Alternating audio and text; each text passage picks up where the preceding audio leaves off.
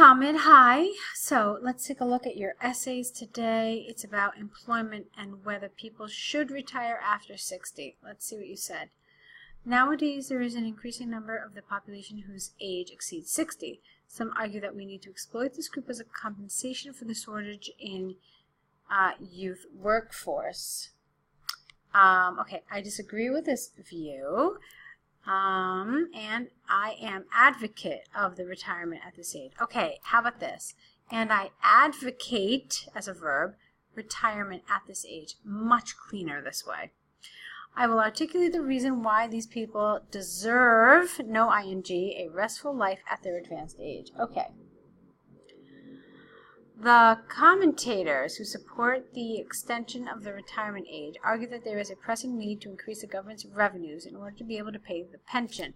Let's get rid of some of these thes here that are not necessary. Let's try it again. Argue that there is a pressing need to increase the government's revenues in order to be able to pay pensions, plural. This is because there is a dearth of workers due to the decline in population. Additionally, due to advancement in healthcare, life expectancy has risen sharply. Therefore, people who are in their 60s are healthy and they are able to work. For example, the elderly can work in jobs that demand less physical effort, such as selling or marketing. However, I believe this argument is implausible. These people served societies for decades, and they have the entitlement to spend their life as they wish. Furthermore, given the fact that they need geriatric care, the work that is performed by them would be in poor quality. As such, this could harm the economy and revenues instead of improving it. What might be better for them is to stay with their grandchildren to look after them. In conclusion, although it is evident that the work of the people, not the, over 60 can yield some dividends, the disadvantages far outweigh the advantages. This is because they face formidable challenges to work adequately due to their frailty. Morally, they have an entitlement to enjoy their life as a reward for serving their societies for many years. Oh, okay. All right, so Mohammed, let's talk a little bit about this.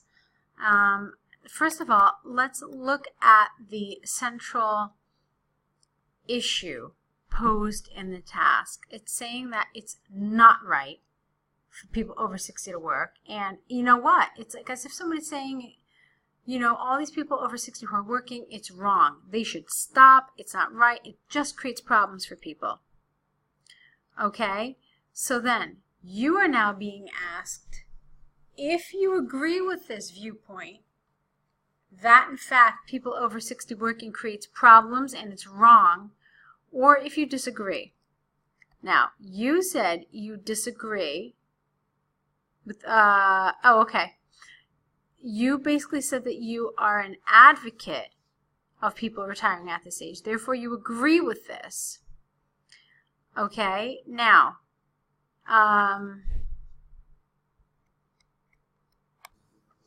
so here what you did is you basically defended the other side, saying why people should continue to work, saying, referring to the pension, okay, and that people are able to work, they're healthy, so let them work because then it helps the economy, okay?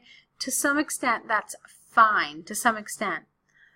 But here, you're talking then about the rights of these people to retire after 60. And that, you know, they worked so hard and they should. But you know what? The topic never asks you about that. So it's as if you took this topic of retirement and, you know, whether people should be, people should be allowed to work or whether they should retire, and you kind of just ran with it. But what you didn't do was directly answer the question that was asked of you. Okay? So here, this paragraph didn't deal with the central issue at all.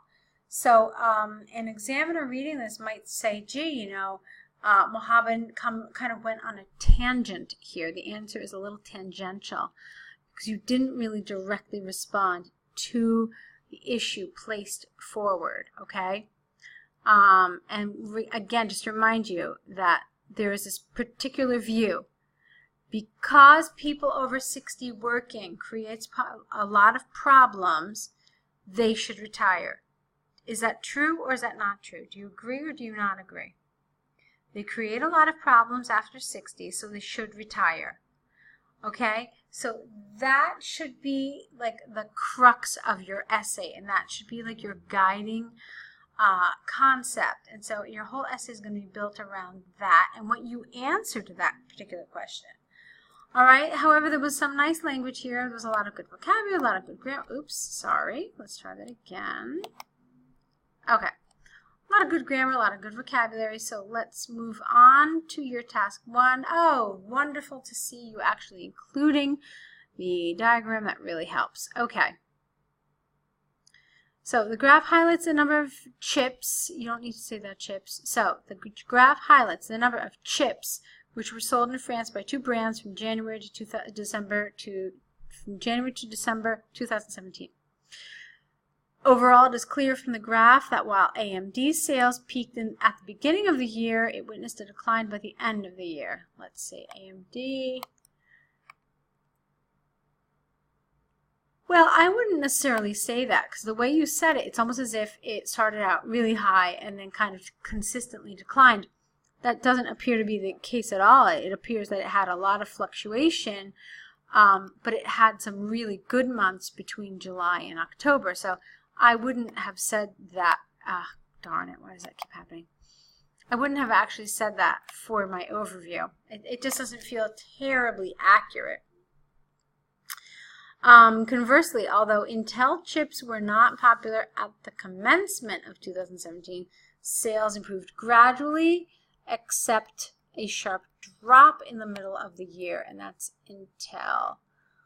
They increased gradually. Well, really? Did they? Not really, because look at this. Like, the first half of the year shows them having some of their highest numbers. I mean, you've got 1, 2, 3, 4 months where it's above 50,000. And then in the second half of the year, again, you have 1, 2, 3, 4, 5 months where it's over 50,000. So I'm not really sure that it gradually inclined at all.